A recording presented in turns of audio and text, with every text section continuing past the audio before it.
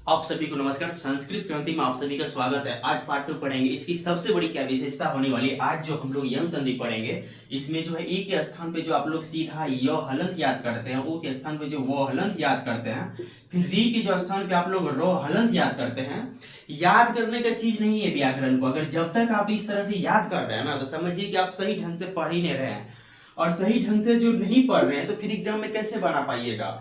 ठीक है, आज हम लोग पार्ट 2 पढ़ने वाले, और पार्ट 1 में हम लोग जो बताए हैं कि जो स्वर संधि है, जो संधि है, उसको किस तरह से डिवाइड किए हैं, आप लोग पार्ट 1 में जाके देख लीजिए। और आज जो पार्ट 2 में बताएंगे आपको, स्वर से स्थानीय स्वर आदेश स्वर संधि, ये संधि का परिभाषा हो गया। संधि में एक और चीज बताना है आप लोग को, स्वर संधि के भेद। स्वर संधि के 8 भेद होता है, जो कि अमूमन आप लोग जो है 5 भेद पढ़ते होंगे, ठीक है, दीर्घ तक पढ़ते होंगे। जो एक्स्ट्रा पढ़ने की चीज है, पूर्व रूप पढ़ना, पर रूप पढ़ना, प्रकृति भाव पढ़ना, जो कि एग्जाम में जो है यहाँ से जो देख रहे हैं 8 प्रकृति भाव, पूर्व रूप और पर रूप, बहुत ही प्रश्न पूछा जाता है। फिर अयादि से और यन संधि में जो आप लोग कोई भी संधि होगी, अगर इस तरह से आप याद कर रहे हैं कि के स्थान पे यो हलंत आ रहा, ऊ के स्थान पे वो हलंत आ रहा, री के स्थान पे रो हलंत, यकीन मानिए कि आप पढ़ ही नहीं रहे हैं। सीधा समझिए कि आप पढ़ ही नहीं रहे हैं। एक ही अर्थ में सीधा समझिए पढ़ ही नहीं रहे हैं। इसको पूरा समझने के लिए आप लोग को आइए अब स्टार्ट करते हैं कि स्वर क्या होता है। ठीक है, थोड़ा सा इंट्रोडक्शन जानते हैं, ज्यादा जानने की भी जरूरत नहीं है। स्वर का थोड़ा सा इंट्रोडक्शन जानेंगे, और स्वर से स्थानीय स्वरादेश स्वर संधि संस्कृत में परिभाषा है। इसका जो हिंदी में होता है, थोड़ा सा इनको हिंदी में भी जान लेते हैं। स्वर के स्थान पे जो है, ठीक है, स्वर का स्वर से मेल होने पर क्या होता है कि स्वर का स्वर से मेल होने पर जब किसी एक स्वर में या दोनों स्वर में विकार उत्पन्न कर दे, वो क्या है, स्वर संधि है। ठीक है, वॉइस को नोट कर लीजिएगा। स्वर का स्वर से मेल होने पर जब किसी एक स्वर में या दोनों स्वर में विकार उत्पन्न कर दे तो स्वर संधि है। ठीक है, संस्कृत में इसका परिभाषा जान लीजिए। स्वर से स्थानीय स्वरादेश स्वर संधि, स्वर के स्थान पे स्वर आदेश होता है। क्लियर हो गया। स्वर संधि के भेद 8 भेद होता है। संस्कृत में जो है हम लोग को 8 भेद को पढ़ना है। ठीक है, समझ रहे हैं बात को। संस्कृत में क्या करना है, 8 भेद को पढ़ना है। पहला यन संधि को पढ़ेंगे, दूसरा गुण संधि को, तीसरा अयादि को, चौथा वृद्धि, पांचवा दीर्घ, छठा पूर्व रूप, सातवां पर रूप और प्रकृति भाव। पूर्व रूप तो समझिए कि आप संस्कृत बुक जिस समय पढ़ रहे होंगे, पूर्व रूप हो गया और पर रूप हो गया, इनसे जो लाइन बाय लाइन जुड़ा हुआ रहता है। जब तक इनको नहीं समझिएगा तो संस्कृत बुक पढ़ना कठिन हो जाएगा, आप यकीन मानिए। और संधि हो गया, प्रत्यय हो गया, समास हो गया, फिर आपका व्याकरण से संबंधित हो गया, साहित्य हो गया। प्रश्न एक भी मिस नहीं होगा, एक भी प्रश्न मिस नहीं हो सकता, यकीन रखिए, आप लोग विश्वास कीजिए। ठीक है, तो आइए हम लोग जो है यन संधि को स्टार्ट करते हैं। ठीक है, यन संधि जो ई के स्थान में जो आप लोग युवा को जो याद करते हैं, आया है कहां से, उनको सबसे पहले समझाते हैं। ये आया है कहां से, इनको तो समझेंगे ना। हिंदी के तौर तरीका को भूल जाना हम लोग जब संस्कृत पढ़ते हैं तो। ई के स्थान पर जो य आया ना, ये सबसे बड़ी इंपॉर्टेंट है। ठीक है, हम लोग को रटना बिल्कुल नहीं है, इनको कॉन्सेप्ट समझते हैं। आइए समझना स्टार्ट करते हैं।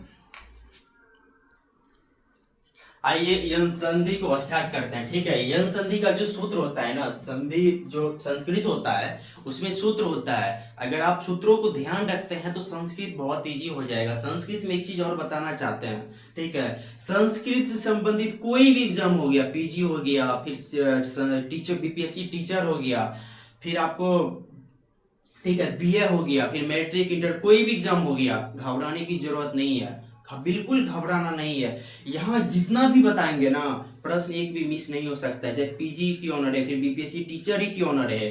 टेंशन लेने का एक भी परसेंट नहीं है। यन संधि का जो सूत्र होता है ना, इनको ध्यान रखिएगा। ठीक है, यन संधि का सूत्र होता है इको यंची। ठीक है, सूत्र क्या होता है, इको यंची। इन सूत्र को आप लोग सीधा समझिएगा, इको यंची। मेरा क्लास में आप लोग जो है ना रटिएगा बिल्कुल नहीं। ठीक है, रटना तो है ही नहीं। अब समझिए इनको, इको यंची। ठीक है, इसका विड़ती को लिख देते हैं। ठीक है, इसका विड़ती होता है, इन दोनों को समझिएगा, सूत्र से हम लोग समझ रहे हैं, रटने नहीं रटिएगा। ठीक है, विड़ती होता है इक स्थानीय यन स्याद अची संहितायां विषये, ठीक है, ये अनुस्वार बन जाएगा। ये कैसे अनुस्वार बना आप लोग को धीरे धीरे फिर जब आगे बताएंगे अनुस्वार व्यंजन को तब आप लोग समझ लीजिएगा। अब समझिएगा, एक स्थाने यानी एक स्थान में यन होना चाहिए, एक के स्थान पे यन आदेश होगा। तो तभी जो आपको बताए थे कि ई के स्थान पे जो यो हलंत आता है कैसे आता है, उनको जड़ से निकालने का प्रयास कर रहे हैं, याद करने का नहीं है, ठीक है, इसको जड़ से निकालने का प्रयास कर रहे हैं। आप इनको वृत्ति को नोट कर लीजिएगा, साथ में ध्यान रखिएगा। इसका सूत्र क्या हो गया, इको यंची, सूत्र क्या हो गया, इको यंची। वृत्ति क्या हो गया, एक स्थाने यं स्यात् अचि संहितायां विषये। क्लियर कर लीजिएगा, इनको ध्यान में रखिएगा, ठीक है। संस्कृत पढ़ रहे हैं तो रटना बिल्कुल भी नहीं है, अगर रट रहे हैं तो सीधा समझिए कि संस्कृत पढ़ ही नहीं रहे हैं। हिंदी भाषा कहाँ से निकला है, तो यहीं से निकला है ना, ई के स्थान उसमें डायरेक्टे पढ़ते हैं। इसमें हम आपको बताएंगे ई के स्थान पे यह कैसे आया, उन सब का ही चलिए समझते हैं। एक हो गया, एक स्थान यं स्यात्, इनको 2-3 बार पूरा कंप्लीट करिए। एक स्थान यं स्यात् अचि संहितायां विषये, ठीक है। अब आइए, क्लियर हो गया। एक स्थान जो होगा यन आदेश होगा, ई के स्थान पे यन आदेश होगा। क्या होगा, एक के स्थान पे यन आदेश होगा। एक है क्या और यन है क्या, इनको समझिएगा। एक क्या होता है कि एक प्रतिहार है, एक क्या है, प्रतिहार है। प्रतिहार क्या होता है आपको व्याकरण टॉपिक में जाके देख लीजिएगा, बता दिया, और यहां भी बताएंगे। और यन क्या है, ये भी प्रतिहार है। यहां तक क्लियर हो गया। प्रतिहार का अर्थ होता है संक्षिप्तीकरण, और प्रतिहार संक्षिप्तीकरण, समझ रहे बात को। और प्रतिहार का जो सूत्र होता है आदि रत्यन संहिता, व्याकरण में सब कंप्लीट करवा चुके हैं। और एक यन प्रतिहार है, ये कहां से भी प्रतिहार फिर आता है कहां से, तो माहेश्वर सूत्र में, माहेश्वर सूत्र में कंप्लीट करवा दिया है। अब आइए यहाँ पे एक और यन, इसको कैसे निकालना है, यहाँ पे हम इस आपको जो अभी इनको नोट कर लीजिए, ठीक है। और आइए माहेश्वर सूत्र को साइड में लिखते हैं, उसके बाद फिर समझाने का प्रयास करते हैं। इनको नोट्स कर लीजिए।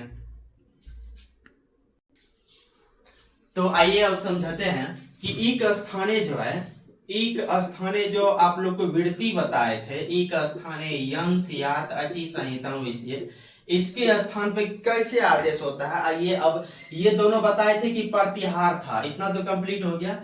एक स्थाने, यहाँ पे ध्यान दीजिएगा आप लोग, ठीक है। एक ई है, ये क्या है, प्रतिहार, ईश्वरी माहेश्वर सूत्र है। इनको माहेश्वर सूत्र आप लोग जो है याद कर लीजिएगा, और बताने का ट्रिक भी बताए थे, ठीक है। करीब 20 मिनट का क्लास उस पर भी लिए थे। एक स्थाने यं स्यात्, ठीक है, प्रतिहार हो गया। एक स्थाने यं स्यात्, इसमें कुल वर्ण ले लीजिए आप, कुल कितना वर्ण है तो आप यहां से ले लीजिए। पूरा इनको निकालने का माहेश्वर सूत्र से निकला है, टोटल याद नहीं करना है, ठीक है। थोड़ा सा इनको जैसे समझ लीजिएगा तो पूरा इजी हो जाएगा, ठीक है। ई हो गया, उ हो गया, नो हो गया, इसके बाद फिर री हो गया, लड़ी हो गया, क हो गया, और अंतिम का जो हलंतियम वर्ड है वो इत संज्ञा हो जाता है। कोई दिक्कत, कट गया, ठीक है, कोई दिक्कत यहां तक नहीं। चलिए अब इस साइड आइए, ठीक है। इस साइड का एक स्थान यन हो गया, यहां से ई से स्टार्ट, क्योंकि ई है तो सीधा ई से लेंगे, और को हलंतियम है तो फिर को हलंतियम तक जाएंगे। यहां तक कोई ई और ई ले लिए, फिर वो ले लिए, नो ले लिए, री ले लिए, री लिए और को हलंत लिए, ठीक है। ये इस संज्ञा हो जाता है, इस संज्ञा में बता चुके हैं। इस संज्ञा कैसे, हलंतियम सूत्रानुसार इनका अंतिम वर्णों का इस संज्ञा हो जाता है, ठीक है। अब समझिए यन, यहाँ पे है यन, यन भी प्रतिहार है। यन समझिए, य से स्टार्ट करेंगे और अंतिम कहाँ है, नो हलंत तक है, नो हलंत तक है, ठीक है। तो यहाँ पे देखिए य व र ट ल नो तक जाएंगे। इसमें को टोटल वर्ण ले लीजिए आप, य व र ट हलंत ले लीजिए, फिर ल न हलंत ले लीजिए, और अंतिम का जो वर्ण होता है, ठीक है, वो हलंतियम सूत्रानुसार की संज्ञा हो जाती है, फिर नो हलंत की हो जाती है। फिर यहाँ पे आप टोटल वर्ण को लिख दीजिए, य व र ल, इन टोटल वर्णों को आप ध्यान रखिएगा, ठीक है। उस साइड लिखने का प्रयास कर रहे हैं। माहेश्वर सूत्र आप लोग 14 है, उनको भी याद करने का ट्रिक बताए थे, जो कि काफी इंपॉर्टेंट है। उन सूत्र आप उन तरीकों से याद करते हैं तो माहेश्वर सूत्र आसानी से क्लियर हो जाएगा, ठीक है। तो आइए इनको उस साइड लिखने का प्रयास करते हैं कि कैसे आया है। देखिएगा यहाँ पे, जैसे ई है, ऊ है, री है, लिरी है, ठीक है। ई हो गया, फिर ऊ हो गया, री हो गया, ली हो गया। कोई दिक्कत हो गया? यहाँ ई हो गया, ऊ, री, लड़ी, इसका इस संज्ञा हो गया, इसको नहीं लेना है, ठीक है, कोई दिक्कत नहीं है, ठीक है। देखिए इसके स्थान पे इनको कर रहे हैं तो इनको पहले लेना है, यहाँ पे इनको बाद में लेना है, यहाँ से कोई दिक्कत, बाद में लीजिए। जैसे जैसे इसके स्थान पे हो गया, इसके स्थान पे जैसे क्रम है ना वैसे ही क्रम लीजिए। फिर ये क्या शेष बचा, तो फिर यो शेष बचा, ठीक है, यो बचा, फिर वो बचा, फिर क्या बचा, रो बचा, फिर क्या बचा, लो हलंत बचा। समझ गए ना कहां से आया था, रटने का नहीं है। फिर आप जैसे ई है तो इनको फिर बड़ी ई कर दीजिए, कोई दिक्कत नहीं है, सेम ही बात होगा, बड़ी री कर दीजिए। और समझिएगा यहाँ जो लिरी है ना, लिरी का दीर्घ नहीं होता है। लिरी का क्या होता है कि दीर्घ नहीं होता है, ठीक है, क्लियर हो गया। ये यो हलंत है, ठीक है, इसको गलती नहीं कीजिएगा, सो नहीं है, यो हलंत है। ई के स्थान पे यो हलंत, ऊ के स्थान पे वो हलंत, री के स्थान पे रो हलंत और लेडी के स्थान पे लो हलंत। बात क्लियर हुआ?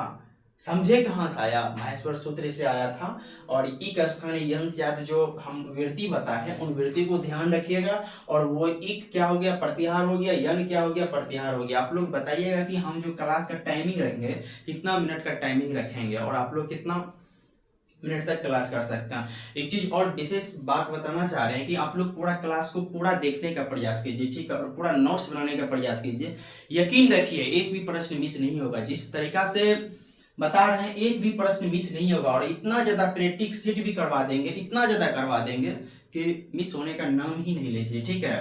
इतना तो क्लियर हो गया ना कि हम लोग जब इनको कहाँ से आया, जब वो निकाल लेते हैं तो फिर प्रश्न कहाँ से आएगा वो तो आसान है ना, वो तो एग्जामिनर सेट करता है। तो पाणिनि ऋषि मुनि का दिया हुआ, उनको निकाल लेते कि कहाँ से कहाँ दिया हुआ है।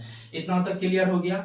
अब हम लोग को क्या करना है, ई के स्थान पे जो यो हलंत आता है इसका जितना एग्जाम्पल हो गया अभी समझने का प्रयास करते हैं। आइए इनको समझने का प्रयास करते हैं। आशा करता हूं कि आप लोग इनको इतना समझ गए होंगे, ठीक है। अब इस चैनल का नाम है संस्कृत क्रांति। आप लोग इस चैनल को सब्सक्राइब कर लीजिए, ठीक है, साथ में शेयर भी कर दीजिएगा, लाइक भी कर दीजिएगा। आइए अब जो है ई के स्थान पे जो यो हलंत होता है इनके एग्जाम्पल को देखने का प्रयास करते हैं।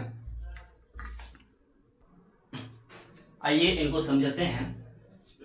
जो आपको बताए थे कि ई के स्थान पे यो हलंत कैसे होता है। ई के बाद जो है आपको एक ही चीज देखना है, ई के बाद असमान स्वर आना चाहिए। असमान स्वर, असमान स्वर का मतलब होता है जो स्वर है वो नहीं आना चाहिए, ठीक है। असमान का मतलब हो गया असमान, असमान, समान नहीं होना चाहिए।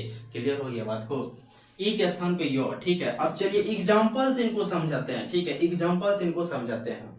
जैसे ही, ठीक है, ही प्लस एवं, और इनको जो है मैथ की तरीका से आज हम सोल्व करेंगे, मैथ की तरीका से, ठीक है, संस्कृत के तरीका नहीं करेंगे अप्लाई। और यहाँ पे समझिए कि ही है और इसमें जो है जैसे ही को आप तोड़िएगा, ही को तोड़ने का प्रयास कीजिए कि ही कौन से वर्णों से मिलके बना है। तो ही को सीधा इनको दो भाग कीजिए। तो एक ह हलंत हो गया, दूसरा क्या हो गया, ई हो गया। बात क्लियर हो गया? ह हलंत और ई के मिलने से ही बना है। इतना तक तो क्लियर हो गया। और इनको देखिएगा किस तरीका से तोड़ते हैं और इतना इजी हो जाएगा ना कि एग्जाम में जो है ना इसको 1 सेकेंड में बना दीजिएगा, सेकेंड भी नहीं लगेगा, सिर्फ देख के बता दीजिएगा कि आंसर इनका ये होगा। इतना क्लियर हो गया। अब देखिएगा ई के जो बाद है हम क्या बोले थे, असमान स्वर। असमान स्वर है ना, यानी ई तो नहीं है ना। अगर ई के स्थान पे फिर अगर यहाँ पे ई रहता तो फिर दीर्घ हो जाता, तो फिर नहीं है ना। क्लियर हो रहा है ना? ई के स्थान पे क्या है, कोई भी वर्ण हो गया उसके स्थान पे सेम वर्ण नहीं होना चाहिए, समान वर्ण नहीं होना चाहिए। ई के स्थान पे ए हो गया, चलिए ठीक है। ई को क्या आदेश करता है, ई को क्या आदेश करता है, तो यो हलंत आदेश करता है। यहां तक क्लियर हो गया? देख लीजिएगा, ई को ही तो आदेश, छोटी ई रहे कि बड़ी ई रहे कोई मतलब नहीं है, छोटी ई रहे बड़ी ई रहे, यो हलंत आदेश करता है और समान स्वर में। क्लियर हो गया बात को? यो हलंत बच गया। चलिए इनको लिखने का प्रयास करते हैं। ह हलंत प्लस यो हलंत प्लस ए धन, जिसको आप लोग धन भी कहते हैं, एवं। और समझिएगा एक चीज, ये ह हलंत है और य हलंत है, और कोई भी हलंत वर्ड अगर पूरा होने के लिए स्वरों के पास जाता है, स्वर क्या करता है, उनको पूरा कर देता है, ठीक है। अब समझिए कि ये जो है इनके पास जाएगा, ये बेचारा खुद ही आधा है, यानी खुद ही ये विकलांग है। विकलांग अगर विकलांग के पास जाएगा तो फिर क्या मदद कर पाएगा, वो तो मदद नहीं कर पाएगा, ठीक है। जो पूरा रहता है, जो अमीर रहता है, वही तो मदद कर पाएगा ना गरीबों का। तो जैसे ह हलंत है, ये तो पूरा नहीं कर पाएगा, चलिए ये आधा रह जाएगा, यहीं पर आ जाएगा। अब ये चीज और समझिएगा, ये डायरेक्ट इनके पास नहीं जा सकता है, क्योंकि रास्ता इनका जाने का एक ही है, समझ रहे हैं ना। ऐसे नहीं है कि छड़प के चल जाएगा, हाँ एक के पास तो नहीं जाएगा। हाँ पहले इनके पास जाएगा, पूरा करेगा तो नहीं करेगा, चलिए ये नहीं किया पूरा, ये जाएगा इनके पास, बोलेगा हाँ हम स्वर है, हम धनी है, हम तुमको पूरा कर देंगे, ठीक है। ये क्या करेगा, इनको पूरा कर देगा, तो समझिए ये क्या होगा, अधेर हो जाएगा, ये क्या होगा, आधा रह जाएगा, ठीक है। जैसे ह हलंत हो गया, ये जो पूरा किया, समझिएगा य हलंत प्लस ए मिलने से क्या होता है, ये कोई दिक्कत, क्या होता है, कोई दिक्कत, ठीक है।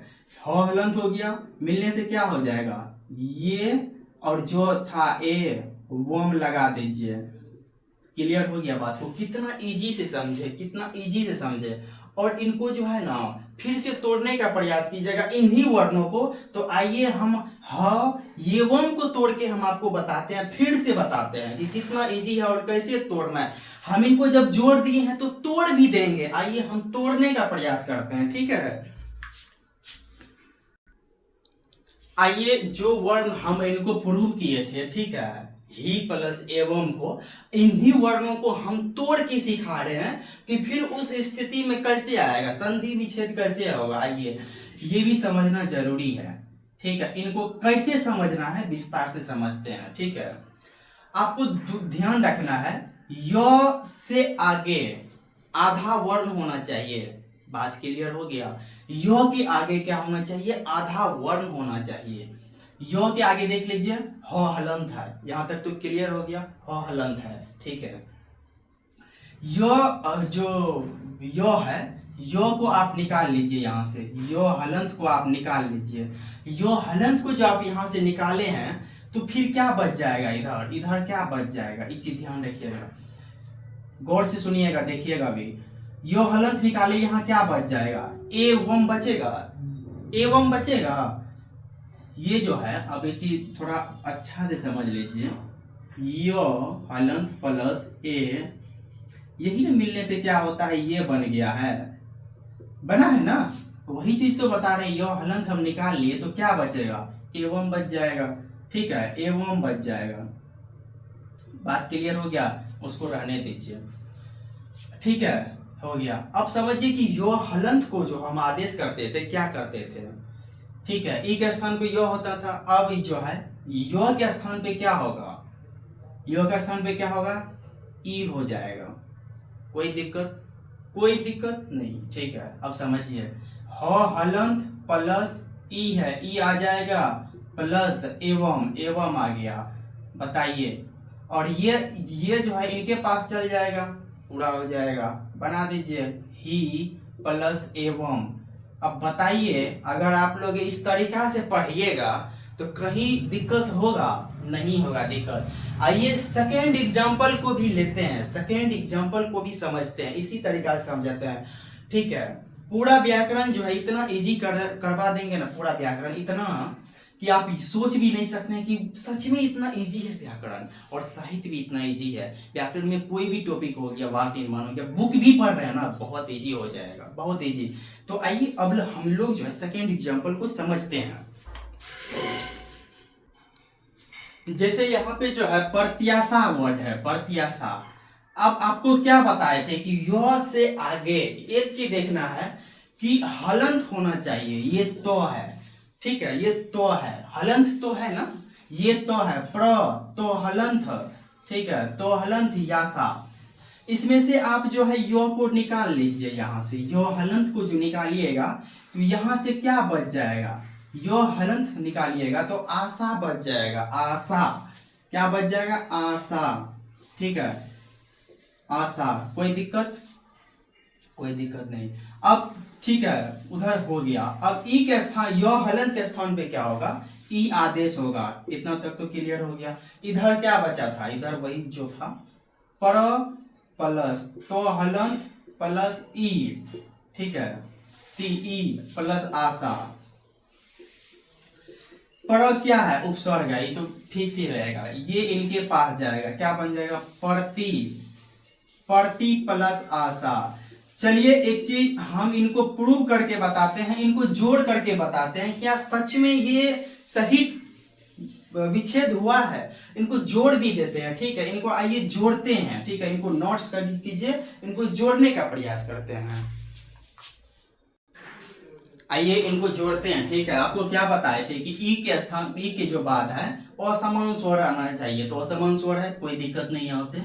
तो यहाँ जो ई निकालिएगा, प्रति में जो ई है, ठीक है, ई है ना, यहाँ क्या बच गया, पर तो हलंत बच गया, पर तो हलंत, यही ना मिलने से प्रति बना था, तो ई के स्थान पे क्या हो जाएगा, यो हलंत हो जाएगा, कोई दिक्कत है। उधर शेष क्या बचा था, आशा, आशा को लिख दीजिए, कोई दिक्कत नहीं है। दिक्कत कल इनका जो है आप लोग को थोड़ा सा एग्जाम्पल को और बता देंगे, अभी यहाँ समझिए, ठीक है। पर तो हलंत प्लस यो हलंत प्लस आशा, ठीक है, ये क्या करेगा, पूरा होने के लिए आगे जाएगा स्वरों के पास, तो स्वर तो आगे है नहीं, व्यंजन है, पूरा नहीं होगा, ये जाएगा इनके पास तो पूरा हो जाएगा, ठीक है। तो क्या बन जाएगा, परत्याशा, परत्याशा, ये इनके पास या पूरा हो गया और ये आधा हो गया, ठीक है। आशा करता हूं कि आप लोग समझ गए होंगे, और कल जो होगा इससे संबंधित पूरा एग्जाम्पल को बता देंगे, ठीक है। अगर पसंद आया होगा तो आप लोग सब्सक्राइब कर दीजिएगा। जय हिंद।